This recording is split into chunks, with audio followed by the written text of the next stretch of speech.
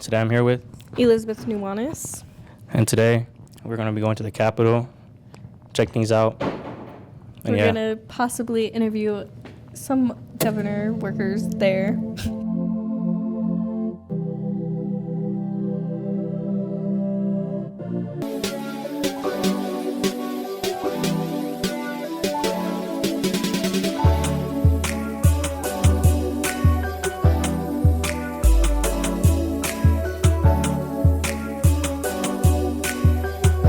Okay, today, who are we here with? I'm State Representative Tim Hernandez.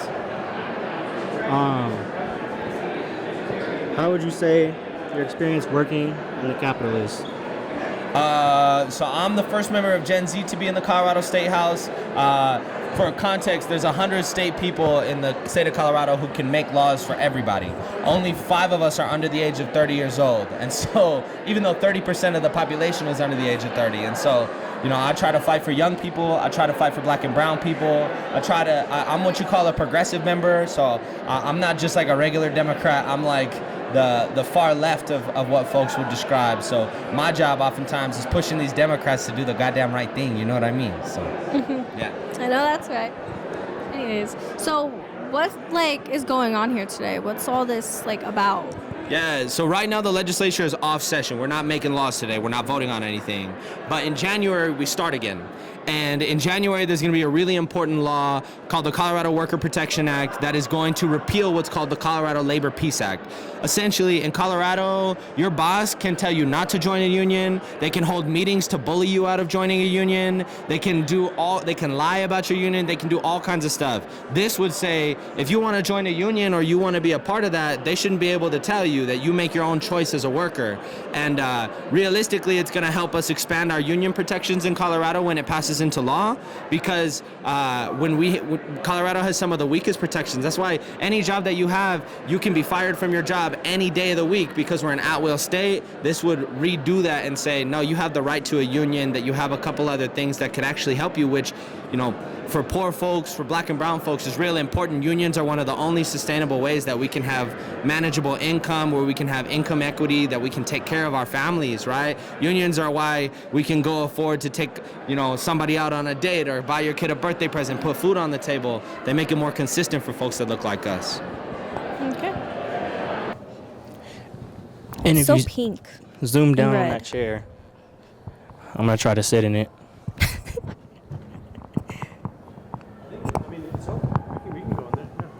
But I want to sit in the big boss's chair.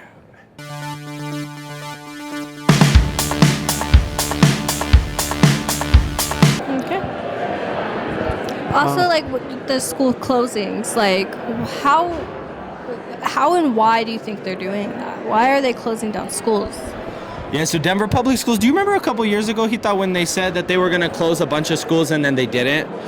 So DPS believes that they need to close the schools for financial reasons, that we're wasting too much money, that the schools are too small.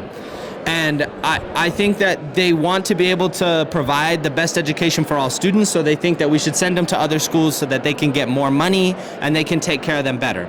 That's what they're saying. Realistically, the reason they're closing the schools is because the enrollments have dropped. And the reason why schools like DCIS Baker and West Middle School and Coons Miller and Columbian Elementary, why their enrollments dropped is because DPS supported a bunch of charter schools going in the neighborhood and taking off kids from that school. The thing is, all the schools that they're recommending to be closed on Thursday are all public schools that anybody can go to. But no charter schools are under consideration for closure, no matter how few students that they have. And so to me, if you're going to be closing schools, you have to look at all schools. You know what I mean? Nobody should be exempt from that.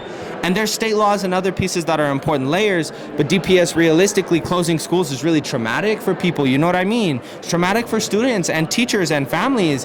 And I think that if we wanted to address fiscal concerns or financial concerns, we would handle it in ways that aren't harmful to people that need schools. You know what I mean? So. Yeah. I find it really sad how they're closing schools, because public schools is a way for low income and people who can't afford expensive schools for them to go to. So honestly, just closing schools it's not good, especially if you're only targeting very few schools instead of just all schools combined together. Yeah. You have anything else you want to add? No, I think that's all. All All right, guys. All right, thank you. Yeah, appreciate you guys' time. You guys have a wonderful day. And you thanks too. for being You here too. with us, okay? All right, thank you. All right, guys.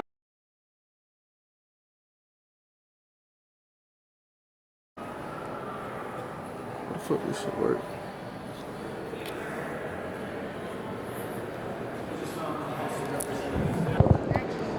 Okay, today we're here with.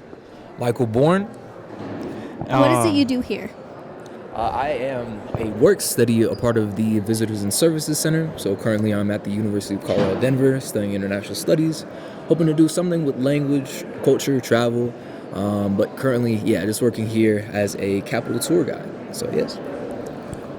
How would you say your experience at the Capitol is? I'd say pretty cool. I think one of the coolest things that people don't really think of is this is really like the core of Denver.